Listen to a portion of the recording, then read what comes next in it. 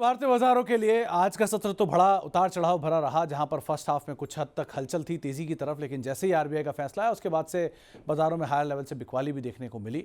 लेकिन इस बिकवाली के बीच में इंडेक्स क्लोज किस तरह से रहा वो भी आप सामने देख लीजिए, क्योंकि आज मिड कैप स्मॉल कैप में थोड़ी बात मिड कैप में बाइंग थी, लेकिन बाकी सब इंडस्ट्रीज में बिकवाली देखने को मिली। सेंसेक्स करीब 1/4% के आसपास की गिरावट साथ बंद हुआ। निफ्टी करीब फ्लैट टू नेगेटिव साइड पर रहा। मिड कैप इंडेक्स में 1/4% के आसपास की बढ़त रही। स्मॉल कैप इंडेक्स जो करीब 0.5% के आसपास की गिरावट साथ बंद हुआ। आईटी इंडेक्स में 1/4% की बिकवाली रही और बैंक करीब 0.5% की बिकवाली के साथ बंद होते हुए दिखाई पड़े, तो थोड़ा प्रेशर वहां पर बनता हुआ दिखाई पड़ा। इसके अलावा ये तो रहा आज का हाल। अब जरा अगले बीते पूरे हफ्ते का हाल भी देख लेते हैं, क्योंकि इस पूरे हफ्ते में इवेंट काफ़ी रहे, चाहे बजट हो, चाहे डोनाल्ड ट्रंप साहब का टैरिफ हो, या फिर एमपीसी हो, दिल्ली विधानसभा चुनाव हो। इन सब के बीच में निफ्टी के चढ़ने वाले शेयरों में इंडसइंड बैंक का नाम शुमार था, एक अच्छी खरीदारी रही। बजाज फाइनेंस नंबर्स के बाद चला, 6% की तेजी रही। अदानी पोर्ट 6% ऊपर रहा और श्रीराम फाइनेंस करीब 5-5.5% के आसपास की बढ़त इस पूरे हफ्ते के दौरान यहां पर आते हुए दिखाई पड़ी। निफ्टी एक गिरने वाले शेयर भी आएंगे, जहां पर ट्रेंड हायर वैल्यूएशन और नंबर्स के बीच में करीब 12% नीचे रहा। आईटीसी नंबर्स के बीच में 7% टूटा, ब्रिटानिया नंबर्स के बीच में 6.5% टूटा और एचयूएल भी 6.5% के आसपास की बिकवाली यहां पर आते हुए दिखाई पड़ी। इसके अलावा मिड कैप के चढ़ने वाले शेयरों की अगर बात की जाए तो सबसे ज्यादा चढ़ा पेटीएम, 9% की खरीदारी। भारतीय एक्सा अच्छे नंबर्स के बीच में 8% ऊपर। सुप्रीम इंडस्ट्रीज 8% ऊपर और लुपिन 7% के आसपास की खरीदारी यहां पर आते हुए दिखाई पड़ी। मिड कैप के गिरने वाले शेयरों की अगर बात की जाए तो सबसे ज्यादा प्रेशर आज रहा कोलगेट में, 10% के आसपास की बिकवाली। सोलर इंडस्ट्रीज एफ&ओ का हिस्सा बना और उसके बाद से बिकवाली शुरू। आरवीएनएल 9% नीचे रहा और ट्यूब इन्वेस्टमेंट लगातार नए लोज बनाता हुआ 8-8.5% बिकवाली यहां पर आते हुए दिखाई पड़ी। स्मॉल कैप साइड पे जहां पर खरीदारी देखने को मिली उसमें एजिस लॉजिस्टिक्स 21% ऊपर रहा, कैस्ट्रॉल 18% ऊपर रहा। अच्छे नंबर्स का इंपैक्ट कैस्ट्रॉल में लगा, लगातार 3 दिन दौड़ा।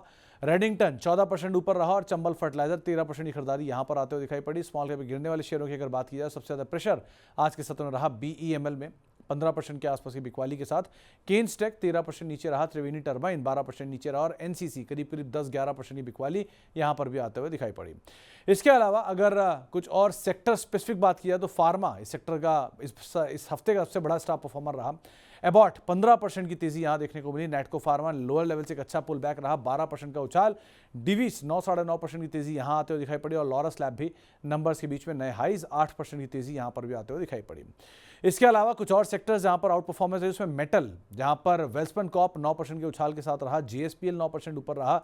जेएसडब्ल्यू स्टील 4-5% की तेजी में रहा और टाटा स्टील भी एक अच्छी वैल्यू और 4% के आसपास की खरीदारी यहां पर भी आते हुए दिखाई पड़ी। तो ये दूसरा सेक्टर था जो कि इस हफ्ते थोड़ा सा आउट परफॉर्म करता हुआ दिखाई पड़ा।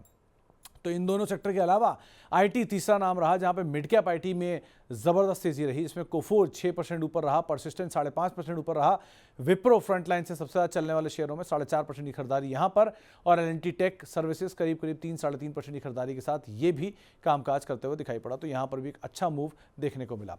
और चौथा नाम था निफ्टी बैंक का, जहां पर इंडसइंड बैंक करीब 7% की तेजी में रहा। आईडीएफसी फर्स्ट 3.5% ऊपर रहा। बैंक ऑफ बड़ौदा 2.5% ऊपर रहा और एक्सिस बैंक भी करीब 2.5% के आसपास की बढ़त के साथ बंद होता हुआ दिखाई पड़ा। तो ये 4 है सेक्टर जहां पर इस पूरे हफ्ते में तेजी रही और उनके सबसे ज्यादा चढ़ने वाले शेयर आपके सामने रखे गए। अब आरी आती है कि सोमवार को आपकी रणनीति क्या रखनी चाहिए। पूरा हफ्ता बीत गया, अगले हफ्ते में आप खरीदारी करके चलेंगे। स्टॉप लॉस रहेगा 23,450 का और 23,800 के टारगेट के लिए आप खरीदारी करके चल सकते हैं, ऐसा आशीष बहेती साहब मानते हैं, एनएवी इन्वेस्टमेंट वाले। इसके अलावा निफ्टी बैंक को लेकर भी उनकी रणनीति सेम ही है, खरीदारी की ही राय वहां पर भी है। लेकिन अगले हफ्ते में बहुत सारे लॉक इन खुलने वाले हैं। जैसे 8 फरवरी को क्वाड्रेंट फ्यूचर का 30 डे लॉक इन खुलेगा। 14 फरवरी को लक्ष्मी डेंटल का 30 डे लॉक इन खुलने वाला है। 8 फरवरी को स्विग्गी का लॉक इन 90 डे पूरा हो जाएगा, सो उसका इंपैक्ट मंडे को दिखाई पड़ेगा। एक्मे सोलर 90 डे का जो लॉक इन है वो खुलेगा 9 तारीख को और 10 फरवरी को नीवा बूपा का 90 डे लॉक इन खुलेगा। तो इन सब का लॉक इन जिस दिन खुल रहा है उसके अगले दिन आप सब पर नजर रखिएगा, हो सकता है थोड़ा प्रेशर बनता हुआ दिखाई पड़े।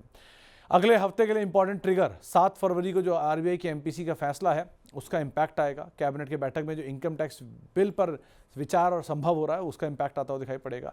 यूएस के जनवरी महीने के रोजगार के आंकड़े आते हुए दिखाई पड़ेंगे, ये इंपॉर्टेंट है। और जापान में जो पीएम की ट्रंप के साथ मुलाकात है ये इंपॉर्टेंट होगी, किस तरह से ट्रेड को लेकर वहां बातचीत होती है।